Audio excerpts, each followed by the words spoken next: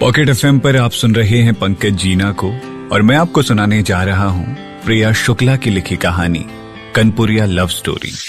दोस्तों, हमारा नाम रोहित है। IIM इंदौर के आखिरी वर्ष के विद्यार्थी हैं और कानपुर के रहने वाले हैं। देखने में बहुत काफी हैंडसम है, ऐसा सभी बोलते हैं, लेकिन स्वभाव से थोड़े शर्मीले या यूं कहिए कि बड़े छुपे रुस्तम है बाकी के कामों में। पढ़ाई में हमेशा टॉपर रहे और थोड़ा मम्मी का बेलन हमारे पिछवाड़े में रहता था, तो अब उस सब की बदौलत यहाँ तक आ गए। हमारी बातचीत का तरीका बड़ा ही साधारण है, एकदम अपने कनपुरिया मिजाज के हैं और बड़ा प्रेम भी है कानपुर से, तो एकदम शान से कनपुरिया बन के रहते हैं। हमारे कॉलेज में भी लोग हमें कनपुरिया भाई जी बुलाते हैं। ऐसा नहीं कि हमें अंग्रेजी बोलना नहीं आता, एकदम लल्लन टाप अंग्रेजी बोलते हैं, लेकिन जहां मौका हो वहीं। बाकी तो अपना कनपुरिया लहजा ही हमें बड़ा पसंद है, या यूं कहो कि शान है। भैया जरा जल्दी चलाइए टैक्सी, हमारी ट्रेन नहीं छूटनी चाहिए। इकलौते मामा की शादी है और हम कतई अफोर्ड नहीं कर सकते आज की ट्रेन मिस करना। रोहित ने जरा चिल्लाते हुए टैक्सी वाले को बोला, कल मामा की शादी में हमें समय से पहुंचना है। सॉरी, इकलौते मामा की शादी में। तो हमारी उत्सुकता आप समझ सकते हैं। 5 बहनों में इकलौते भाई हैं गोलू मामा, जिनकी कल शादी है कानपुर में। बड़े मानगन से उनका रिश्ता तय हुआ है, सो सब बहुत खुश हैं, सब अच्छे से निपट जाए। रोहित की मम्मी सबसे बड़ी बहन है और रोहित सबसे बड़े भांजे। गोलू मामा के इसीलिए बड़े ही करीबी हैं। मामा जी तो इनके बगैर घोड़ी पर भी ना बैठेंगे। उधर से रोहित की मम्मी अलका जी का फोन आ गया। हाँ रोहित, अरे निकलेगी नहीं तुम?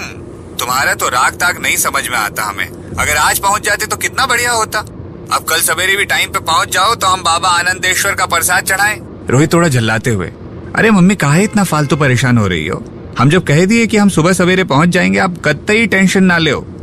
मम्मी, वाह बेटा, हम अगर टेंशन नहीं आते नहीं तो आज तुम्हारा एडमिशन वहाँ नहीं होता, यही कानपुर में ही सड़ रहे होते सरकारी डिग्री कॉलेज में। गाड़ी में बैठ जाना, तब हमें एक बार बता देना। गाड़ी पर भरोसा है, तुम पे नहीं है। अलका जी एकदम तंज भरे शब्दों में बोली। रोहित भी गुस्से में बोला, आपका प्रवचन हो गया हो तो फोन रखिए माता जी, सुबह में मिलते हैं आपसे। और हाँ सुनिए, नाश्ते में गरम आलू पराठे बनवा देना। मम्मी ने बिना बात पूरी हुए ही फोन काट दिया। खैर, जैसे तैसे टैक्सी वाले ने ट्रैफिक को मात देकर रोहित को ट्रेन के समय से 7 मिनट पहले स्टेशन पहुंचा दिया। रोहित बड़ी खुशी से टैक्सी वाले को थैंक्स बोलकर उसे 100 रुपए की टिप देकर दौड़ा अपने प्लेटफॉर्म की ओर। बस सिग्नल होने के 2 मिनट पहले ही रोहित ट्रेन में घुस गया। ट्रेन सीधा उज्जैन से आ रही थी, तो तमाम बाबा बैरागी लोग या फिर तीर्थ यात्री ही थे उस 3rd AC के कोच में। अपनी सीट लपकते हुए रोहित बाबू जाके बैठे और चैन की सांस ले ही रहे थे कि अलका जी को कहाँ चैन था। फिर फोन आ गया। हाँ बेटू, ट्रेन मिल गई। रोहित थोड़ा मजाक वाले मूड में बोला, मम्मी आप चिंता ना करो, हमारे इकलौते गोलू मामा कल ही बकरा बनेंगे। काहे से? उनके सबसे प्यारे भांजे ट्रेन में बैठ चुके हैं। अलका जी, तुम बहुत मस्तियाने लगे हो। और थोड़ा हंसते हुए बोली, अब बस मामा के बाद तुम्हारा नंबर है, सुन रहे हो? रोहित थोड़ा चिड़चिड़ाते हुए बोला, हाँ मम्मी, वैसे ये ख्याल भी बढ़िया है। रोहित ने खट से फोन काट दिया और उधर से अलका जी को लगा हाँ अब रोहित बाबू शादी के लिए तैयार हैं। ट्रेन पूरी रफ्तार से दौड़ने लगी थी। रोहित अब आराम से अपनी खिड़की वाली सीट पर बैठकर मोबाइल हाथ में लिए चला रहे थे। बाहर लगभग अंधेरा हो चुका था। थोड़ी ही देर में ट्रेन भोपाल स्टेशन पर रुकी और कुछ और सवारी रोहित के कोच में भी चढ़ी। रोहित अपने मोबाइल पर व्यस्त थे, तभी एक बड़ी ही तेज तर्रार आवाज उनके कानों में गूंजी, एक्सक्यूज मी। रोहित जैसे ही मुड़ा, उसके चेहरे से सारे भाव गायब हो गए। एकटक उसे देखता ही रहा। सावली सी मनमोहिनी सूरत, दुबली पतली कदकाठी, लंबे सुनहरे बाल, लेकिन आवाज ऐसी कड़क कि ना देखो तो जैसे किसी बड़ी उम्र वाली पुलिस ऑफिसर ने आवाज लगाई हो। रोहित अभी अचंभे में ही था, तभी उसने दोबारा कहा, हेलो, मैं आपसे ही बोल रही हूँ मिस्टर। रोहित एकदम अपनी फॉर्म में वापस आते हुए बोला, हाँ जी मैम बताएं। रोहित बड़े प्यार से बोला, ये खिड़की वाली सीट मेरी है, तो आप जरा वहां से शिफ्ट हो जाइए अपनी सीट पर। एकदम बुलंद और कर्कश आवाज में लड़की ने बोला। रोहित मन ही मन बड़बड़ा रहा था, भगवान बेचारी के साथ बहुत ही बुरा किए। इतनी भोली सूरत और आवाज से एकदम से लड़ासी, लेकिन कुछ कहो भैया, है बड़ी भौकाली। देखो कैसे कोच में आते ही हर आदमी का ध्यान मैडम जी अपनी ओर खींच ली है। सबके चारों तरफ ऐसा लग रहा है जैसे वायलिन बज रहे हैं। खैर हमें का लेना देना। रोहित सीट के दूसरे कोने में जाकर दुबक के बैठ गया। थोड़ी देर में लड़की भी अपनी खिड़की वाली सीट पर सेट हो गई और वो अपना मोबाइल हाथ में लेकर कान में हेडफोन लगाकर कुछ सुन रही थी और साथ में कुछ देख भी रही थी। तब तक उसका फोन बज गया। शायद उसकी माँ का फोन था। हाँ मम्मा, हम बैठ गए हैं आराम से ट्रेन में, आप बिल्कुल भी चिंता मत करो, मैं सुबह पहुंचकर आपको फोन करती हूँ। बस आप एक बार बुआ जी का एड्रेस मैसेज कर दो, तानिया दीदी को बोलना वो कर देंगी। उधर से माँ ने बोला, बेटा अपना ध्यान रखना। इधर से बेटी ने बोला, जी मम्मा आपकी सौम्या अब बड़ी हो गई है, इतना चिंता मत करो। उनकी बातें आसपास बैठे सभी लोग सुन रहे थे। रोहित फिर से मन में बड़बड़ाया, इनको देख लो जरा, कतई परवाह नहीं है अगल बगल बैठे लोगों की। अब इनका नाम सबको पता है, भैया ये है गजब भौकाली सौम्या मैडम। सबके मुंह देख के तो यही लग रहा है कि कब सबके सब जाकर उन्हें आई लव यू सौम्या बोलने वाले हैं। खैर थोड़ा समय बीता और रोहित को आने लगी नींद, तो सोचे लाओ सौम्या जी से कहें कि सीट खोलें। क्या लेकिन हिम्मत ही जवाब दे गई। घुसी ही थी अपनी किसी किताब में और कानों में हेडफोन भी चढ़ाए बैठी थी। थोड़ी देर इंतजार के बाद वहीं सीट पर टेक लेके भैया बैठे बैठे ही सो गए। जब अचानक से कान में आवाज पड़ी, चाय गरम चाय, तो रोहित की आंख खुली। देखा गाड़ी किसी स्टेशन पर खड़ी थी। सौम्या जी जाग रही थी, किताब बंद थी और खिड़की के बाहर टुकुर टुकुर निहार रही थी बैठी। अब सोने के बाद रोहित के अंदर का कनपुरी अपन थोड़ा जाग गया और सोचा चलो थोड़ा मैडम से बात की जाए। चूंकि मैडम को देख के नहीं लग रहा था कि उन्हें कहीं दूर दूर तक नींद आ रही थी, रोहित ने धीरे से कहा, एक्सक्यूज मी। मिस उन्हें घूरते हुए देखी, भवें अपनी ऊपर चढ़ाए, यस बोलिए। मैंने कहा जी दरअसल हमें नींद नहीं आ रही थी, तो क्या आप इससे पहले मैं अपनी बात पूरी कर पाता। सौम्या जी तो बौखला उठी और झड़क पड़ी हमारे ऊपर। व्हाट डू यू मीन, नींद नहीं आ रही तो सोइए ना आप, क्या मैं आपको लोरी सुनाऊंगी। उनकी रफ्तार थामते हुए बोले, अरे नहीं, आपने हमारी पूरी बात ही नहीं सुनी, हमें ये बीच वाली सीट खोलनी है और बिना सुने ही आप तो हमारी क्लास ही लगा दी। सौम्या को अपने कहे पर थोड़ी शर्मिंदगी महसूस हुई, तो उसने सॉरी बोला रोहित को। फिर बोली, जी बस अगले स्टेशन तक बैठिए, हम कुछ खाना ले लें और फिर आप सो सकते हैं। अभी करीब रात के 9 बज चुके थे। ज्यादातर लोग सो ही गए थे, बस एक आध ही जगह बैठे थे। सौम्या जी के सोने का इंतजार कर रहे थे हमारी तरह। अरे भैया हम तो सो ही नहीं सकते थे, क्योंकि मैडम उठेगी तभी हमें सीट मिलेगी ना, वो बीच वाली। अब हम भी चुपचाप बैठकर अपना मोबाइल निहारने लगे। तब तक गोलू मामा का फोन आ गया। जी हाँ, वही मामा जिनकी कल शादी है। हेलो रोहित बेटा, तुम यार अभी तक आए नहीं, ऐसे कैसे काम चलेगा। यहाँ सुबह से सब भड़बड़ मची है, तुम्हारी कमी है यार। मामी तुम्हारी 4 बार पूछ चुकी है, समझे भाई, भांजे साहब कहाँ हैं। रोहित, अरे मामा बोलने दो यार, हमें बस गाड़ी में बैठ चुके हैं और कुछ ही घंटों की दूरी है कानपुर से। भला आपकी शादी हमारे बिना हो सकती है क्या यार, कैसी बात कर दी आप। अच्छा और सुनो, जरा वो तैयारी सब है ना, कुछ कमी बेसी तो हमें बताओ, हम सब जुगाड़ करते हैं आके। मामा, यार तुम्हारी मामी कह रही कि डांस करो कल साथ में, और यार हम आज तक डांस नहीं किए, गुरु बताओ जरा, कुछ तुम ही हो जो कुछ कर सकते हो अब। रोहित, आप चिंता ना करो कतई, हम आपके परम संकट मोचन कानपुर पधार रहे हैं, सब निपटवा देंगे। रोहित जोर जोर से हंस रहा था और सौम्या रोहित को घूर रही थी और मनी मन सोच रही थी, कितनी जोर जोर से बात करता है, दिखने में हैंडसम है लेकिन जबान से तो एकदम जाहिल ही है। उधर रोहित का फोन खत्म हुआ। फोन रखते हुए उसने सौम्या की तरफ देखा और बोला, कल हमारे मामा की शादी है कानपुर में, बस उन्हीं का फोन आया था। सौम्या थोड़ा हंसते और सरकास्टिक हंसी के साथ बोली, जी मैंने सुना सब, और आप उनके डांस का जुगाड़ करने वाले हैं। दोनों जोर से हंसे। रोहित, आपको पता है ना सौम्या जी, हर चीज का जुगाड़ होता है हम कनपुरियों के पास। सौम्या ने हंसते हुए कहा, तो मामा के डांस का जुगाड़ कैसे कर रहे हैं आप। रोहित थोड़ा सर खुजाते हुए बोला, अब बोले हैं कुछ तो करना ही होगा, वैसे बुरा ना माने तो क्या आप ही कुछ सुझाओ जरा। सौम्या थोड़ा उसके ऊपर हंसी और बोली, अभी तो सब जुगाड़ था, अब कहाँ गया। रोहित का निराश चेहरा देखकर सौम्या हंसते हुए बोली, अच्छा रुकिए, मैं आपको कुछ यूट्यूब पर दिखाती हूँ, कल हमारी भी बुआ जी की बेटी की शादी है, दीदी ने डांस तैयार किया है, तो इसमें जो लड़के के स्टेप्स हैं हो सकता है आपके कुछ काम आए। दोनों सौम्या के मोबाइल पर वीडियो देखने लगे। गाना बज रहा था।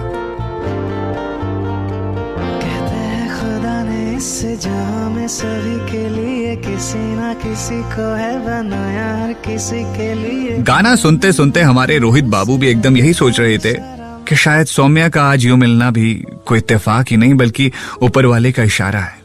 उधर सौम्या पूरी तरह से डांस के स्टेप्स का मजा ले रही थी। दोनों ने शांत होकर डांस देखा। रोहित के मन में कुछ अलग ही डांस चल रहा था।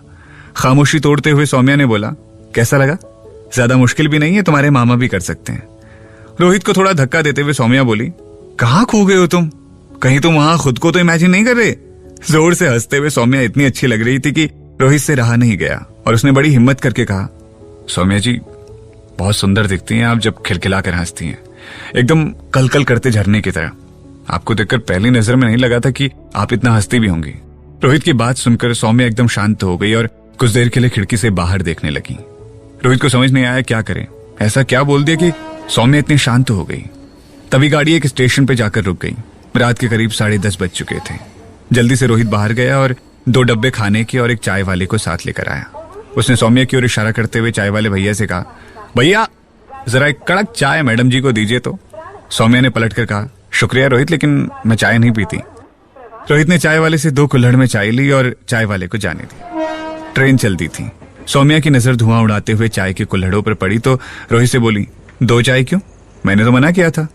रोहित बड़ी मासूमियत से बोला, एक हमारी और एक उनकी, और चेहरे पर थोड़ी सी शर्मीली मुस्कान थी। सौम्या थोड़े आश्चर्य भरे भाव से पूछती है, उनकी किसकी? यहाँ तो मेरे अलावा और कोई है ही नहीं, और मैंने तो मना किया था ना फिर। रोहित हंसा और बोला, ये हमारी काल्पनिक चाय संगिनी के लिए, जो है नहीं, लेकिन हम चाय अकेले नहीं पीते। तो जब कोई चाय पर साथ नहीं देता, हम दूसरा कप सामने रख लेते हैं, उन्हीं से बतिया भी लेते हैं और दोनों चाय हम खुद ही पी लेते हैं। सौम्या को रोहित की मासूमियत पर हंसी भी आ रही थी और थोड़ा प्यार भी। वो बोल पड़ी, बड़े जज्बाती किस्म के हैं आप रोहित जी। रोहित अपना सर खुजलाने लगा पीछे और सौम्या से बोला, आज भर के लिए हमारी चाय संगीनी बन जाइए ना, हमें बहुत अच्छा लगेगा। सौम्या बोली, वैसे मुझे चाय से परहेज नहीं है, बस किन्हीं कारणों से चाय पीना बंद कर दिया। रोहित हंसकर बोला, सौम्या जी बुरा ना माने तो एक बात कहूं? सौम्या ने बोला, अब बिना सुने मन नहीं मानेगा इसलिए कह दीजिए। रोहित बोला, आप जैसा खुद को दिखाती हैं वैसी है नहीं। सौम्या थोड़ा हड़बड़ाते हुए, क्या मतलब है आपका? मैं दिखावटी लगती हूँ आपको? और सौम्या ने चाय का एक घूंट लिया और कई प्रश्न चिन्ह उसके चेहरे पर थे। रोहित मुस्कुराया और बोला, देखो आपको चाय कितनी ज्यादा पसंद आई, और आपने जैसे घूंट को अंदर लिया तो वो सुकून हमने देख लिया, फिर आप वापस अपने दिखावटी रूप में आ गए। सौम्या के बदलते हाव भाव देखकर उसने तुरंत बोला, रिलैक्स हो जाइए मैडम, हमारा इरादा आप पर जासूसी करने का बिल्कुल नहीं था, बस आपकी चोरी पकड़ ली हमने। सौम्या एकदम निशब्द थी और फिर दोनों ने चाय की चुस्कियां लेते हुए माहौल को थोड़ा बदला। और फिर रोहित पूछने लगा सौम्या के बारे में और जानने की कोशिश करता है तो सौम्या बताने लगी वो एक सरकारी बैंक में नौकरी करती है और अभी कुछ दिन पहले ही तबादला हुआ है यहाँ भोपाल में बतौर ब्रांच ऑपरेशन मैनेजर। रोहित भी उसे अपने बारे में बताता है कि वो IIM का अंतिम वर्ष का विद्यार्थी है और उसे बंगलौर में एक मल्टीनेशनल कंपनी में जॉब मिली है जो उसे 3 महीने बाद शुरू करनी है, लेकिन हो सकता है वो अभी आगे और पढ़ाई करे। कुछ बाहर की यूनिवर्सिटी में एग्जाम दिया है, यदि सेलेक्ट हो गया तो देखेगा। चाय खत्म होते ही सौम्या ने रोहित को थैंक्स बोला। रोहित दिल से शुक्रिया, बड़े दिनों बाद इतनी अच्छी चाय पीने को मिली और एक अच्छा चाय पार्टनर भी। फिर दोनों थोड़ा मुस्कुराए एक दूसरे को देखकर। रोहित ने बोला, सौम्या जी हमें भी एकदम परफेक्ट लाइफ पार्टनर, सॉरी हमारा मतलब है चाय संगीनी मिली आज, तो आपका भी शुक्रिया। दोनों ने साथ में खाना खाया और फिर सौम्या ने रोहित से पैसे पूछे खाने और चाय के। तो रोहित ने कहा, अरे सौम्या जी रहने दीजिएगा आप, हमें अच्छा नहीं लगेगा अगर आप पैसे देंगी तो। सौम्या ने कहा, अच्छा तो मुझे भी नहीं लगेगा अगर आपसे पैसे नहीं लिए, और फिर हम ना रिश्तेदार हैं ना दोस्त हैं, किस हक से आप मेरी खातिरदारी कर रहे हैं रोहित? नहीं है तो आज से शुरुआत करते हैं दोस्ती की, और अगर आपको मंजूर है तो फिर एक दिन कानपुर में मिलकर हमें चाय पिला दीजिएगा। सौम्या कुछ सेकंड शांत रही और फिर बोली, चलो मुझ पे उधार रही तुम्हारी एक चाय। रोहित, वाह ये हुई ना दोस्तों वाली बात। रात के 11:30 बज चुके थे। दोनों की आंखों में नींद नहीं थी। एक बाबा सामने वाली सीट से उठे और उन्हें बाथरूम जाना था, लेकिन पांव में दर्द के कारण ज्यादा चल नहीं पा रहे थे। रोहित ने उनकी मदद की। अरे बाबा अब इसी उम्र में काहे अकेले यात्रा करते हो, किसी को संग में रखा करो। फिर रोहित उन्हें बाथरूम ले जाकर वापस आया। सौम्या रोहित को देखकर बहुत खुश थी। उसका इतना हेल्पिंग नेचर उसे बहुत अच्छा लगा। सौम्या ने रोहित को पूछा यदि वो सोना चाहे तो सो सकता है। रोहित ने नामे सिर हिला दिया और फिर सौम्या को भी नींद नहीं आ रही थी। खिड़की से बाहर झांकते हुए कहीं तो किसी पुराने ख्यालों में खोई थी। उधर हमारा रोहित सौम्या के ख्यालों में खोया था। कब दोनों की आंख लग गई पता ही नहीं चला। उम्मीद है रोहित और सौम्या का ट्रेन का सफर आपको पसंद आया होगा। तो ये था कनपुरिया लव स्टोरी का पहला भाग। ये भाग आपको कैसा लगा जरूर हमें बताइएगा, और अगर आपको अच्छा लगे तो इसे दूसरों तक भी पहुंचाइएगा। जल्द आएगा इसका अगला भाग। सुनते रहिए पॉकेट FM। मेरा नाम है पंकज जीना। यह है प्रिया शुक्ला की लिखी हुई कहानी कनपुरिया लव स्टोरी।